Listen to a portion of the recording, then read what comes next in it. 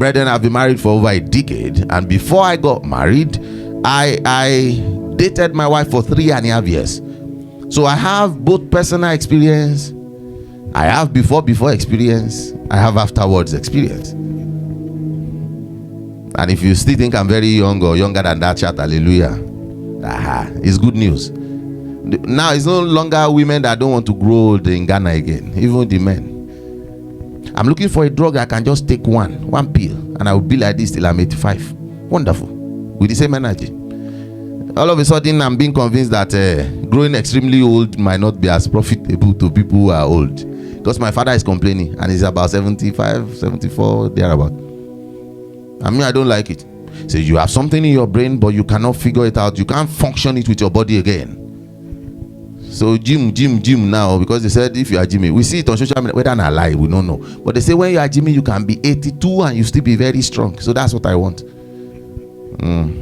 So I'm going to sacrifice part of the money I make when I am supposed to gym. I know they find money now, they find good health. Because at the end of the day, I don't want to be a sick rich man. Hallelujah. So I'm just telling you that I have theoretical experience in marriage and relationship, and I have the practical one. And today I'm going to speak to you as a father. You know why I'm prepping you?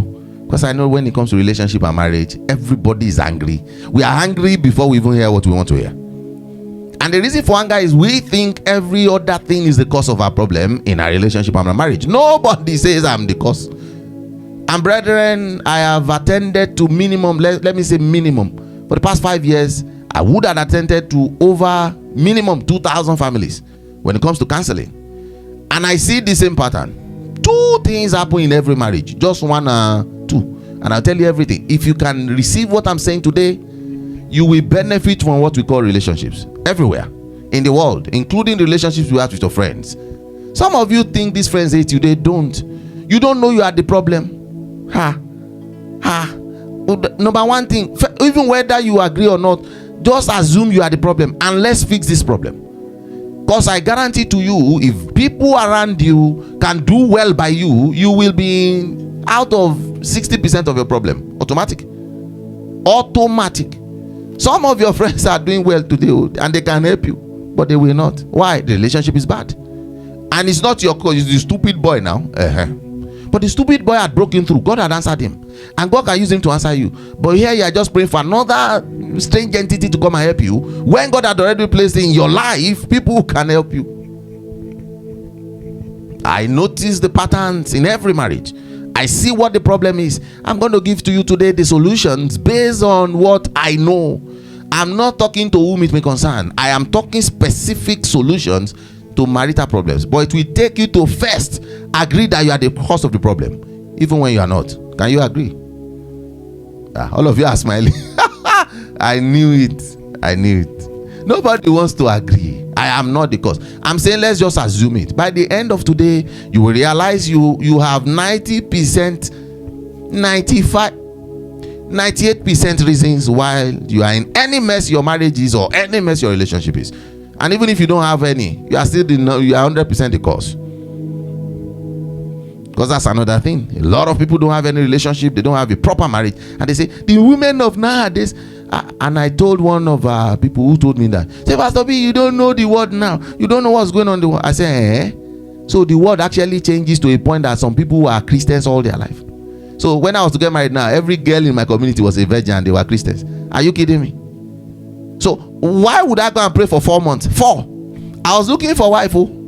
I was comfortable, not like super rich, but at least I had a car, I had a house built by myself, and I was single. And I was looking for a wife. And all through, what do I do? All my friends were introducing me to girls. Direct. It was in Ado Ekiti. University of Ado Ekiti was there. So there are plenty students that were girls. And I know if you find wife. Because wife is different from girls. It's different from partner. It's different from somebody you want to just go out with. You see, very different. I was a full-blown Christian, so there's no meandering around this. I knew, my father told us, his only 2 things my father kept repeating till now. Pass your WAEC. You see that WAEC? Is the gateway to the university. Whether you fail in the university or not, it's no longer anybody's business because you'll be grown. Nobody's going to ask you for your certificate at that point. Say, but pass your WAEC. because you are going to bring dishonor to the family when everybody knows you are not yet in the university, and we cannot hide that. But just carry your car, go university. You fail, that's now on you. That's number one. Number two, marry correctly. If you miss in marriage, you will miss your destiny. And my dad was speaking from a position of a Christian, because most people don't see divorce as anything. You marry something, I know like him. Baby mama here, and then you marry another, I know like him. A Christian can never do that. And my dad knows that once you miss one marriage, that first one, once you miss that, you miss every other thing. Because whatever you build on it will never, ever, ever be called anything Christianly again.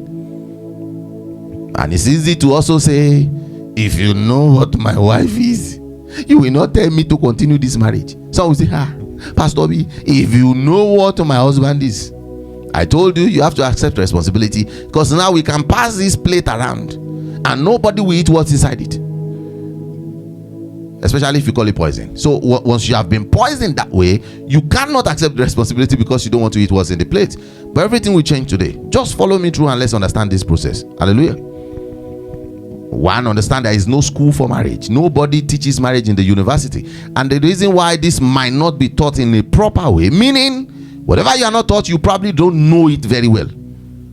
If you just figure out how to sew by yourself, there are incredible styles you will never be able to sew unless you learn it. So this marriage, everybody just grew up. Who taught you how to go in a relationship? Nobody teaches anybody. You just grow and you see a guy that your my heart just do boom boom. That's all. Is that boom boom that you heard, and now they have bumped you, and now you are crying, and all of a sudden it's God, all of a sudden it's devil. No, you now your heart do that boom by yourself. Nobody teaches these things. So unless you are blessed enough to hear the truth from somebody who really wants to tell you the truth, you will not know the truth.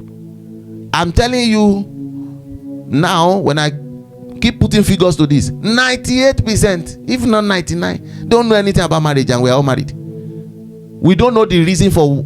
Tell me why I got married. Let's start from the truth. Ask me why I got married. I've asked my wife one day, why did you marry me? So yeah, I felt goosebumps that day. In our podcast we did that day. I said, ask me why I married you. I don't know, because now I don't old.